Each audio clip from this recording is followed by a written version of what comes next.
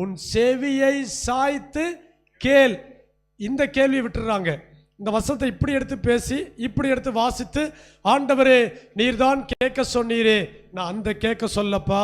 உன் செவியை சாய்த்து காதுள்ளவனா இருந்து சத்தியத்தை கேள். அந்த சத்தியம் உனக்குள்ளே விசுவாசம் உண்டாக்கும். அந்த விசுவாசம் உன்னை தேவனோடு பேச வைக்கும், ஆராதிக்க வைக்கும். அதற்கு பின்புதான் நீ வாயை திறந்து கேட்கிற ஆசீர்வாதங்கள் நீ கேட்காமலேயே வரும். இன்னது தேவை என்று தேவனாகிய கர்த்தர் முன்னமே அறிந்திருக்கிறார் என்று இயேசு கிறிஸ்து ஜெபம் மாடலை ஜெபத்தை கற்றுக் கொடுப்பதற்கு முன்பாகவே ஏசப்பா மார்க் 6ஆம் அதிகாரத்தில், மத்தேயு 6ஆம் அதிகாரத்தில் இவர் சொல்லிக் கொடுத்தார்.